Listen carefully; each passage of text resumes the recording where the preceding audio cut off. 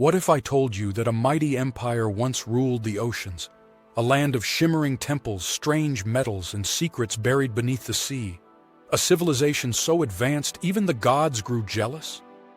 Was Atlantis just an allegory, or a deliberately buried truth the world wasn't ready for? Today we dive into the myth, the mystery, and maybe, just maybe, the suppressed truth of Atlantis. Our main source for Atlantis is not in myth or legend, but philosophy. Plato, in Timaeus and Critias, relates how Solon traveled to Egypt, where he encountered ancient priests who told him of Atlantis. One fragment reads, "In this island of Atlantis there was a great and wonderful empire. It had rule over the whole island and several others. The priests told of an island located beyond the Pillars of Hercules, the Strait of Gibraltar, that rivaled the continents in size and power. According to the narrative, this empire tried to invade your country and ours. But in one day and night of calamity, the island sank into the sea, leaving behind a shoal of mud that now blocks passage." But not all scholars see Plato as presenting literal history. Heinz Gunther Nesselroth, a German classical philologist, argues that Plato invented Atlantis as a parable, a moral warning, rather than journalistic report. Yet others, such as German classicist Herwig Gorgemans, suggest there may be a historical kernel beneath the myth, that Plato may have drawn on older legends or lost records. Plato's description is vivid. Atlantis was ruled by Poseidon, who fathered children with a mortal woman, dividing the land into 10 kingships, each overseeing a tenth of the realm. The central city was circular, concentric rings of sea and land, canals and bridges, alternating zones of water and stone, engineering idealized. Atlantis had orichalcum, a mysterious metal described in Critias as only second to gold, which lined walls and pillars. According to Critias, as long as the divine element in the Atlanteans remained strong, they lived virtuous and tempered lives, resisting luxury. But the divine portion began to fade, and they gradually degenerated into greed and military ambition. Critias is unfinished. We never read how Zeus's reckoning would be carried out, but the story ends abruptly, perhaps ironically like Atlantis itself. Atlantis isn't alone in memory. Many cultures speak of sunken lands, floods, or lost homelands. The legend of Aztlan in Mexican lore speaks of a walled city the ancestors left behind. Hindu texts describe Dwarka, Krishna's city, swallowed by the sea. Sumerians, the Greeks, the Norse, all preserve flood myths. Epic of Gilgamesh, Noah, Deucalion. Are these independent stories or shards of a shared catastrophe? Over time, dozens of possible locations have been proposed, each with strengths and issues. One of the most discussed is the Azores region in mid-Atlantic.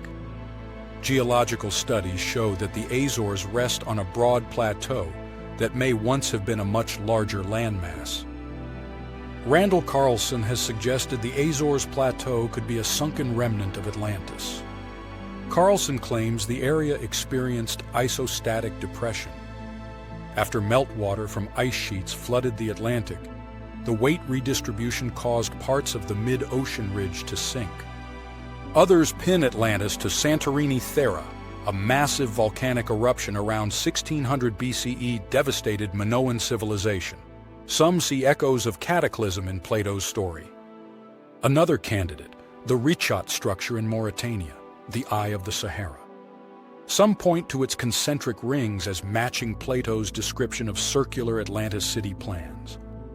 Each hypothesis struggles with mismatch in timing, geography, or scale, but none can be ruled out absolutely given gaps in data.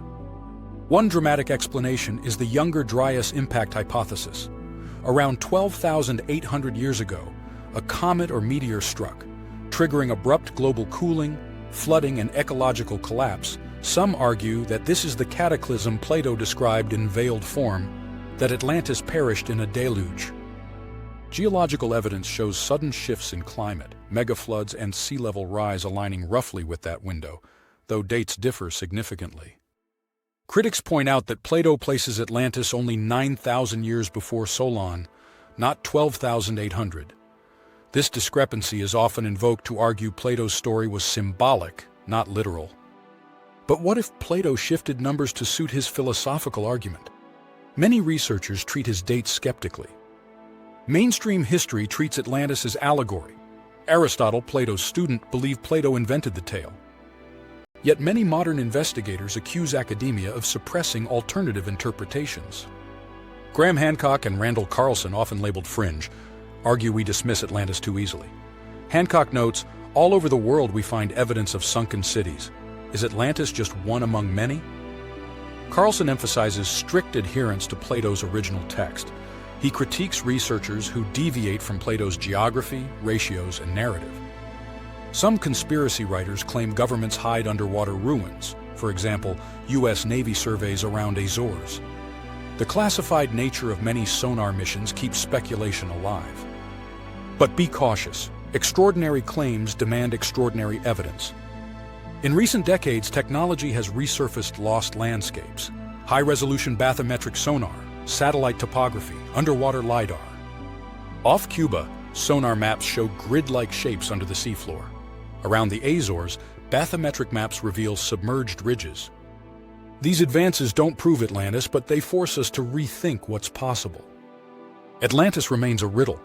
Was it allegory, memory, or suppressed history? Maybe it was a highly advanced maritime culture that succumbed to geological forces. Or perhaps Atlantis never was a physical place at all, but a mirror we project for our fears and hopes. Plato's story walks a line between myth and caution, a utopia undone by hubris, a reminder of limits we must heed. If this journey into myth and memory intrigued you, dive deeper with us on Mythantis, subscribe and share to help unearth more hidden histories.